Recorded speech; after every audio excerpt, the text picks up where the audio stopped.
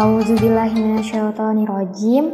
Qala innama ashku bathi wa huzni ilallah wa alamu minallahi ma la ta'lamun. Quran Surat Yusuf ayat 86. Bismillahirrahmanirrahim. Assalamualaikum warahmatullahi wabarakatuh. Rabbi shrah li sadri wa yassir li amri wahlul 'uqdatam min lisani yafqahu qawli.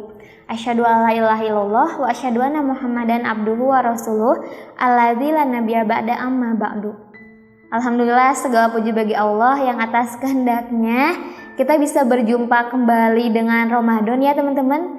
Gimana kabar teman-teman? Sehat kan ya insya Allah? Semoga baik fisik maupun psikisnya, baik jasmani ataupun rohaninya senantiasa Allah jaga dan Allah senantiasa mengampuni kita, dan tentunya Allah senantiasa menerima segala amal ibadah kita yang kita laksanakan di bulan Ramadan ini. Teman-teman, kalau perihal fisik insya Allah ya sehat.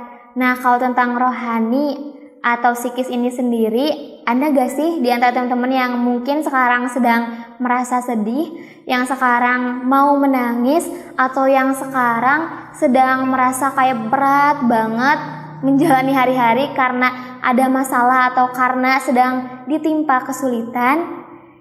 Di ayat yang barusan saya baca di Quran Surat Yusuf ayat 86, jadi ternyata ayat ini bercerita tentang kisah Nabi Yakub alaihi salam. Pada saat itu Nabi Yakub alaihi salam sedang berbincang-bincang dengan putra-putranya. Jadi putra-putranya bertanya kepada Nabi Yakub, "Wahai ayahku, apakah engkau akan terus-menerus merasa sedih karena kehilangan Yusuf? Wahai ayahku, apakah engkau akan terus menunggu Yusuf hingga engkau wafat?" Teman-teman, kenapa para saudaranya atau kenapa para putra-putra Nabi Yakub bertanya demikian? Karena yang kita tahu ya bahwa Nabi Yusuf itu dibuang oleh saudaranya dan dikabarkan wafat kepada ayah tercintanya, kepada Nabi Yakub. Maka tentu saja Nabi Yakub merasa sedih. Ayah mana sih yang tidak akan sedih ketika putranya dikabarkan wafat? Lalu, tapi ternyata para putra-putranya yang lain, ke-11 putranya yang lain ini merasa kesal karena Nabi Yakub terus-menerus merasa sedih. Jadi tadi bertanya, apakah engkau akan terus-menerus merasa sedih wahai ayahku? Dan Nabi Yakub pun menjawab, innama ashku bathi wa huzni ilallah. Sesungguhnya hanya kepada Allah aku mengadukan kesusahan dan kesedihanku. Inilah jawaban dari Nabi Yakub kepada putra-putranya. Ini menyimpan satu makna yang sangat dalam. Kenapa? Karena tentu saja kita pasti pernah merasa sedih, karena tentu saja kita pasti pernah menangis, dan ketika merasa sedih ini, bukankah senang ketika kita bercerita kepada teman, bercerita kepada saudara, kepada orang tua, kepada sahabat, atau kepada siapapun yang kita kira bisa memberikan solusi? Nah, teman-teman, di ayat ini tapi ternyata menyimpan satu makna, karena innama ashku basi wa huzni ilallah. Sesungguhnya hanya kepada Allah aku mengadukan kesusahan dan kesedihanku. Teman-teman, ketika kita bercerita kepada orang lain, sesungguhnya mereka tidak akan pernah benar-benar memahami apa yang kita rasakan.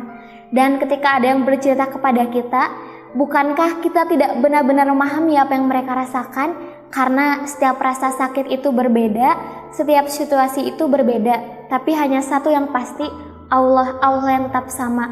Allah lah yang paling mengerti kita.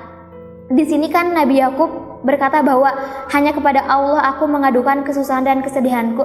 Jadi seakan-akan kayak Nabi Yakub itu berkata, ya Allah aku sedang sedih, ya Allah aku sedang sedih. Dan Nabi Yakub menceritakan semua kesedihan serta keluh kesahnya hanya kepada Allah. Begitupun dengan kita, sebetulnya tidak salah ya ketika kita bercerita tentang kesedihan yang kita rasakan kepada orang lain, tapi memang alangkah lebih baiknya saat Allah adalah tempat pertama yang harus kita tuju ketika kita merasa sedih. Alangkah lebih baik ketika Allah adalah tempat pertama yang harus kita datangi ketika kita merasa kesulitan ataupun kesusahan. Begitu teman-teman, jadi nggak ada yang salah dengan bercerita. Kenapa sih kita harus menjadikan Allah sebagai tempat pertama yang harus kita datangi? Karena sesungguhnya tidak ada yang paling mengerti kita selain Allah. tidak ada yang paling bisa memahami, tidak ada yang paling bisa memberikan simpati kepada kita selain Allah. Jadi ketika Nabi Yakub berkata bahwa sesungguhnya aku hanya mengadukan keluh kesahku kepada Allah, dan itu memang sesuai kenyataannya begitu ya teman-teman. Jadi dari kisah ini kita bisa mengambil hikmah, kita bisa menjadikan suri tauladan bahwa kita haruslah menjadikan Allah sebagai tempat pertama yang kita tuju ketika kita bersedih. Sebetulnya ketika kita bersedih bukan berarti kita tidak menerima ketentuan dari Allah ya.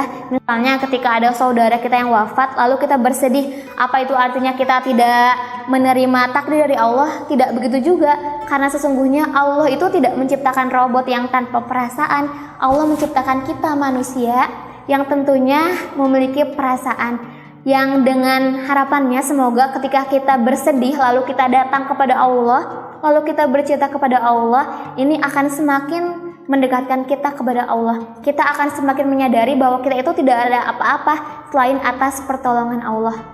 Gitu teman-teman. Nah, dari sini, dari hikmah yang bisa kita dapatkan adalah bahwa tidak apa-apa bersedih, karena seorang nabi pun yang Masya Allah ya pastinya sangat taat kepada Allah, sangat yakin kepada Allah, sangat beriman kepada Allah bisa bersedih. Lalu bagaimana dengan kita yang hanya seorang manusia biasa? Jadi gak apa-apa kalau mau bersedih, yang terpenting kita harus selalu ingat bahwa Allah selalu memberikan kasih sayangnya kepada kita. Semoga kita senantiasa ingat tentang hal ini ya teman-teman. Kalaupun kita sedih, tenang, ada Allah. Dan kalaupun kita senang, jangan sampai kita lupa bahwa ada selalu Allah. Terima kasih, mohon maaf apabila dari saya terdapat banyak kesalahan. Semoga Allah senantiasa menjaga kita, semoga Allah senantiasa mengistiqomahkan kita untuk terus-menerus mendekatkan diri kepada Allah di bulan Ramadan ini. Wabillahi taufiq wal hidayah. Wassalamualaikum warahmatullahi wabarakatuh.